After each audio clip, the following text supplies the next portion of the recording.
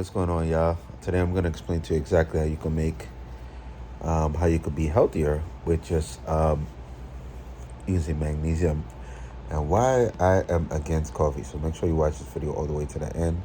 And also make sure you share this video with a friend because the information that we're going to learn in this video might be life-changing, you know. So where can I begin? So back in the day, ever since I was really, really young, I remember just hearing a song, especially a jingle online, and it was called "The Best Part of Waking Up is Folgers in Your Cup." Remember that song? I remember that song. And when I was younger, I wanted some coffee, man. Coffee was the thing that I wanted. I always wanted coffee, and I was like, man, what can I do to get me some coffee?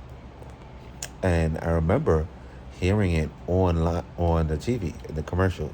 As you clearly see, I'm not a teenager, but I remember hearing the best part of waking up is Folgers in your cup, and I always wanted coffee.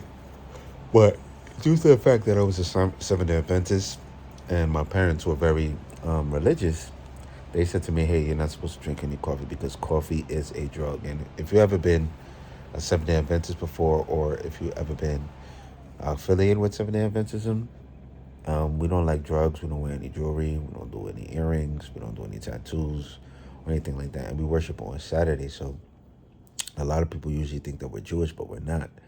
We're actually just Seventh-day Adventists. So we believe that Saturday is the Sabbath. That's the seventh day, not Sunday. So we go to church on Saturdays. And that church, it comes with a culture. And it also taught me how to, just like how to know who you are as an individual and as a person. Because a lot of people don't know this, but in Loma Linda, in California, I believe it is. Yeah, California, Loma Linda. There's a section there called Blue Zone.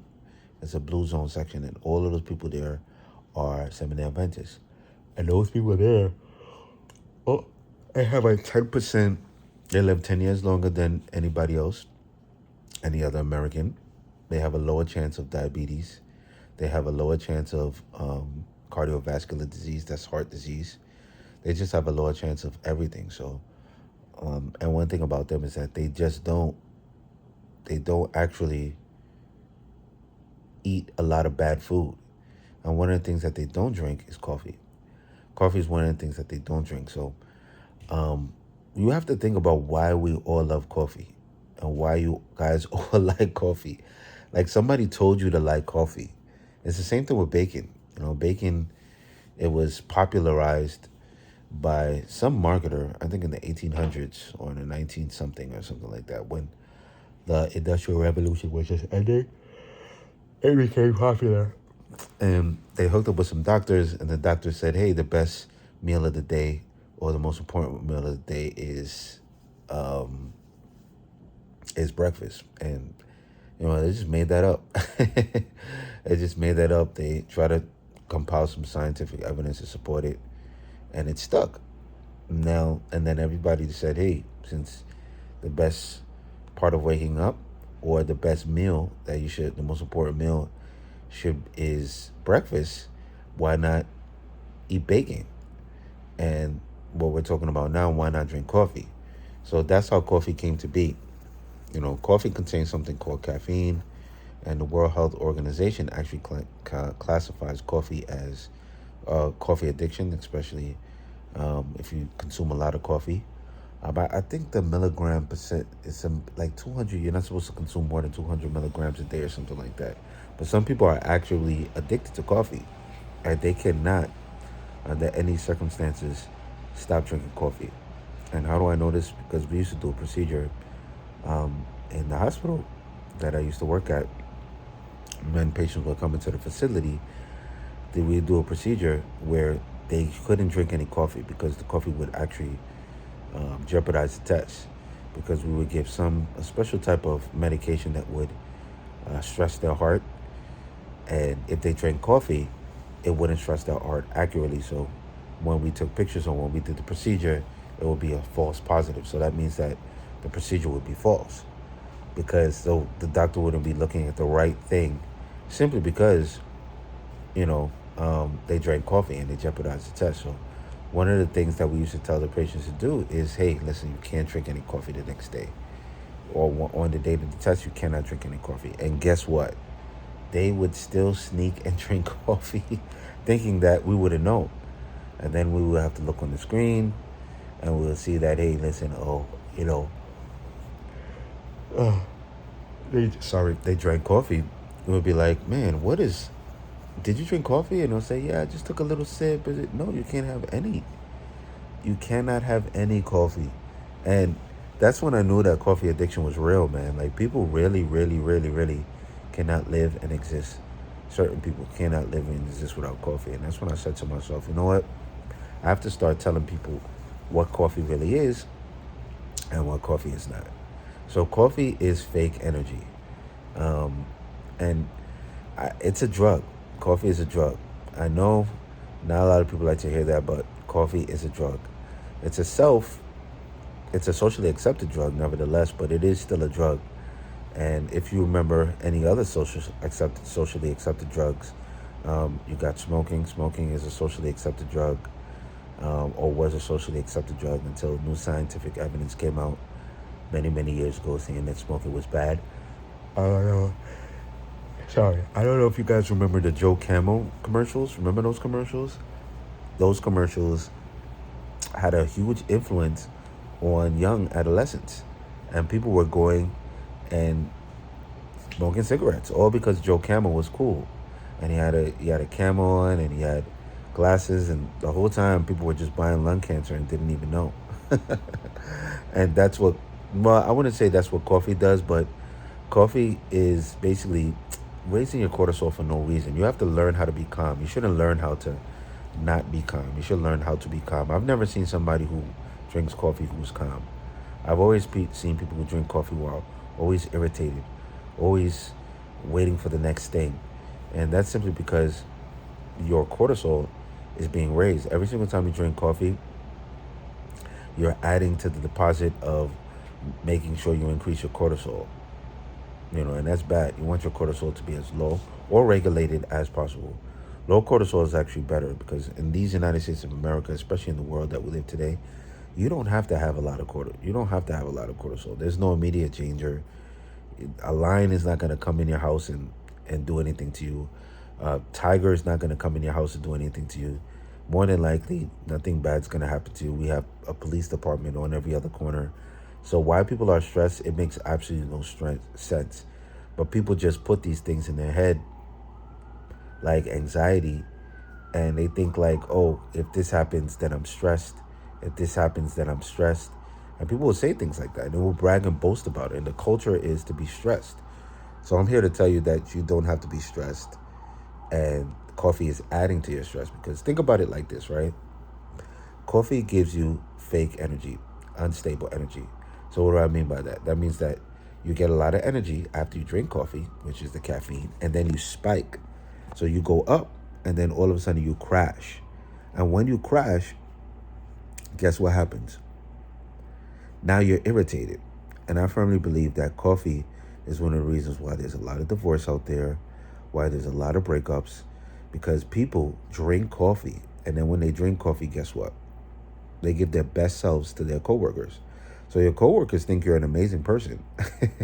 Your coworkers might think you're an amazing person. But what happens? Now that your coworkers think that you're an amazing person, by midday you crash because you have a high standard to be you're held to a high standard at your job. But by the time you get home, you think your family is annoying. And this is true. This is very, very true because it's something called a caffeine curve. In science, it's called a caffeine curve, where you drink a lot of coffee and then you go all the way up. And then after that, you drop. And when do you drop? You drop usually like around midday, or you drop probably towards the end of the day. And that's not good at all because, like I stated before, you give your best self to your coworkers. So your coworkers are loving you. They think you're the nicest person. They think you're an angel. But when you get home, your spouse is irritating you. You can't help the kids with homework. And the thing is, those people have your last name.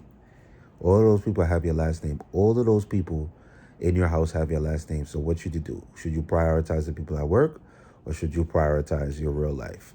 I think you should prioritize your real life. And that's why I tell everybody to start taking magnesium. Magnesium is powerful because with magnesium, it gives you more stable energy. Unlike unlike coffee that spikes your energy. So you get a lot of energy first, and after that, towards the end of the day or the middle of the day, you start to crash. Now that crash is called the caffeine curve, and there's nothing you could do against that. There's nothing you could pretty much do against, to stop that. That's just science. If you drink coffee, you're gonna crash. And the thing is, this is my personal experience. I've never met anybody who drinks coffee who's calm and cool. I've always met people who drink coffee who are always irritated. They always overthink, and they don't even know why. Even though they have all the knowledge in the world, they're overthinking, and they're unable to access the parts of their brain that can make them calm, because focus and hyper doesn't really it's not really good. You need to be focused and calm. That's the best way to be. Focus and calm. You don't want to be focused and hyper, because focus and hyper, you're still going to miss some things, and things are still going to fall through the cracks. But when you're focused and you're calm, that's when you can act accordingly, and you can actually become successful in anything that you're trying to tackle or anything that you're trying to do. So what is magnesium, and how does magnesium relate in relation to coffee? So coffee, a lot of people don't really know this, but coffee actually depletes your magnesium. It actually takes a lot of magnesium from your body. Well, I think it's a minor amount of magnesium for your body. But if you look at the science, what magnesium actually does to your body is magnesium actually makes your body run more smoothly. That's what magnesium does. It makes your body run more smoothly. It helps your body out in so many different ways. It's responsible for over 300 plus bodily functions inside of your body. I could go on and on and on about that. But magnesium is very important to your body. And the thing is, in these United States of America, we don't get a lot of magnesium. In the world, we don't get a lot of magnesium. Like, for example, if I was to ask you, hey, what is the number 2 on the McDonald's menu? You probably would be able to tell me. If I was to ask you, who sells the best coffee, Starbucks or or Dunkin' Donuts or whoever, Folgers or whoever, right? You probably would be able to tell me. But if I was to ask you, what does magnesium do for your body? You probably would not be able to tell me. And the reason why that is because of health education, or the lack thereof. So people in America and people in the world, they're educated on the things that they should not take. But like, for example, McDonald's. McDonald's is a part of health education because it's something that you put inside of your mouth.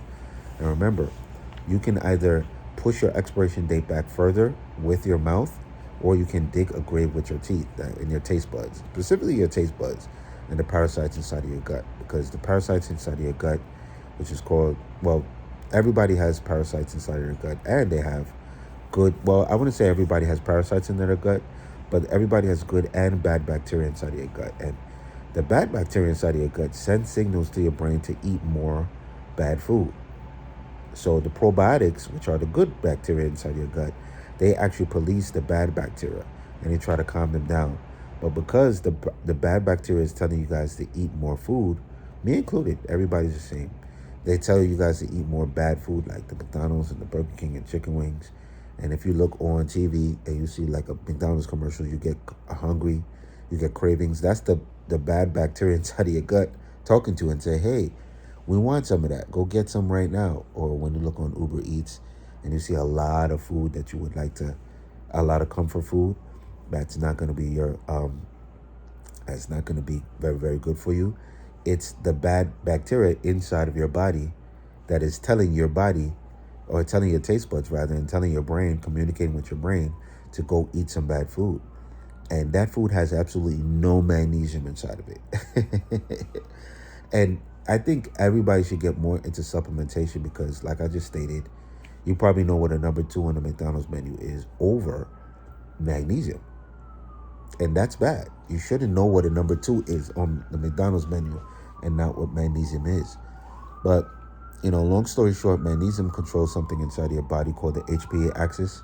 And the HPA axis is basically, consider it like your, that's the thing that releases your cortisol. I don't want to talk in any medical jargon, but the HPA axis basically releases cortisol inside of your body, and it regulates it. So the HPA axis regulates the cortisol. And the cortisol Really what it is, cortisol is like a stress hormone. So it gets released and it basically tells your body, hey, to be stressed or not. So when there's low cortisol, that means like, hey, you don't have to be stressed. When there's high cortisol, that means there should be stress. So for example, if you're late, your cortisol raises. If you're late to go somewhere, you'll have high cortisol. So cortisol would make you run faster, will make you focus more, because right now time is of the essence. So you need to be moving fast. So your cortisol would spike just to help you out because you don't want to be late for whatever reason. You have to you're late for a date or you're late to work. Your cortisol would spike just to make sure that your senses are heightened so that you can actually tackle the task of getting to work or to your destination on time, right? So cortisol is good, but you don't want it to be high all the time. So if you're sitting down or you're worrying and you're always thinking, you're always overreacting and you're always worrying, that is bad. So that's chronic cortisol spike. So once it becomes chronic, that means that it's always there, like it never ever goes down. So that's going to affect your quality of sleep. That's going to affect your daily lifestyle. You won't be calm, cool, and focused. You're always going to be worrying. And that's why people tell you, don't worry, don't worry, don't worry, don't worry, don't worry. Because when you worry, it raises your cortisol. And when your cortisol is raised, magnesium is usually low. And guess what? The magnesium is what you use to manage and regulate your cortisol. So if you're drinking a lot of coffee with something that depletes your magnesium, one can deduce that if you drink a lot of coffee, deplete your magnesium and lower your magnesium levels, that means that your cortisol will be all over the place, all out of whack. And we don't want that. You want your cortisol to be nice. You want your cortisol to be nice and easy, calm, smooth, and good. Really. That's what you want your cortisol to be. So it can work for your body, not against your body. So that's why I tell you guys to take magnesium. There's so many different magnesiums that you can take. You can get them on Amazon. You can do your own research as well, by the way, too. And I inspire you guys to do your own research because when I make these videos, it's really to educate the masses on more health, because a lot of people don't really understand anything about their health. Some people don't even understand their doctors, their insurance coverage. And after 20 years of professional healthcare experience, I've seen doctors treat patients and they don't even speak the same language. And people are okay with that because in our culture, doctors have like an authority. They're like an authority. So if it's a doctor, everybody just shuts off their brain and they become like a yes and okay slave. Like, okay, yeah, okay. Okay, yes, okay, yes, doctor. But I don't think we should look at doctors like that. I don't think we should look at any medical professional like that. I think we should look at medical professionals like mechanics. So when you take your car to the mechanic, you don't just, when the mechanic tells you something, you don't just say, okay. No, you ask, what is that for? Can you please explain to me in a simple way so I can understand? You ask questions and you try to formulate a way or an understanding about whatever is wrong with the car. I think we should treat the doctors the same exact way. And, the problem with that is that in our healthcare system, not the doctors, the system, it doesn't lend to conversation between the patients and the doctors, because doctors ultimately have a patient coming in 15 minutes. They're busy. They're trying to treat a lot of patients and manage a lot of patients. So, their best work is done to the masses. Like a doctor can't really sit down and talk to you all day, right?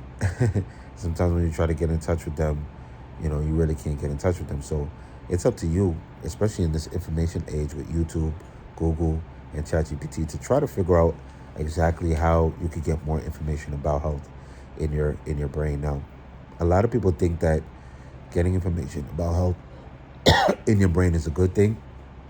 I mean, is a boastful thing, because a lot of people boast and brag about it. Bragging about health is, I don't know why people do that. Share the information, or they try to sound super duper smart, like, oh my God, the cortisol and this and they start to use all these words like autophagy and apoptosis, and it's more like it's confusing people, and they just want to prove to everybody else that I'm smart, I know, and you don't know. But I don't want to do that with my content. I want to talk to you just like we're at the park. I have 20 years of professional healthcare experience.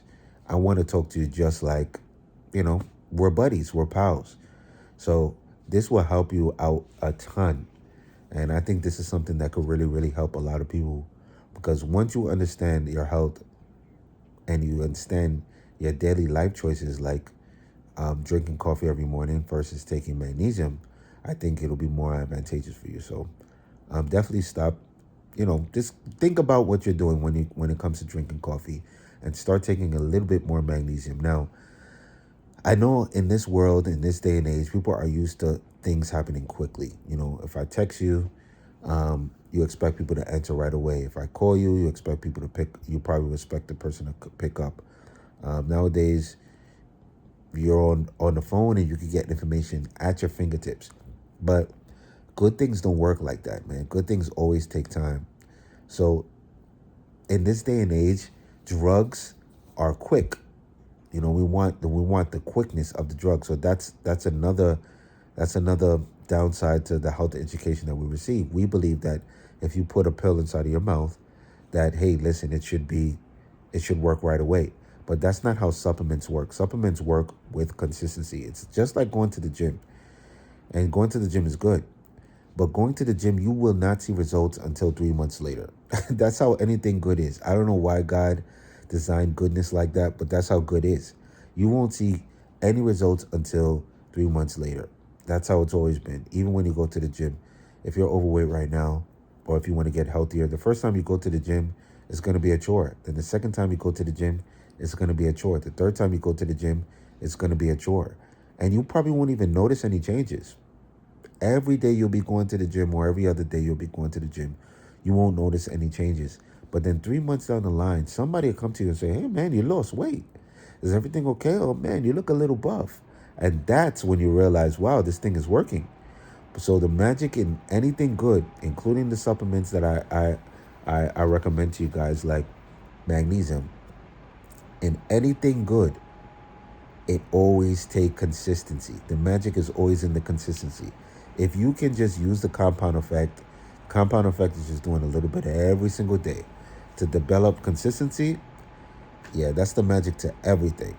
So tap the link in the description to get magnesium today. And then once you get the magnesium, make sure you take it consistently and discontinue the coffee. And you'll begin to see you'll start to get stable energy, because this is what magnesium gives you. It gives you stable energy, because remember, your body doesn't need another cheeseburger. Your body doesn't need caffeine. Your body needs magnesium. There's no caffeine. Your body doesn't use caffeine in any way, shape, or form. It's not a molecule that it uses. So when you eat caffeine or you drink caffeine, caffeine does your cells don't need anything for caffeine. You know, caffeine doesn't is useless to your cells. So you have to eat things that are useful to your cells. So magnesium is useful to your cells, but over time, you'll start to see the changes and the benefits of it. So thank you guys for watching. I'm not here to tell you what to do per usual, but if you made it to the end of this video and you would like to prioritize your health, I think you should tap that orange card in the bottom, in the link in the description, and get you some magnesium today. It'll help you out a lot. And yeah, you're welcome. Take care.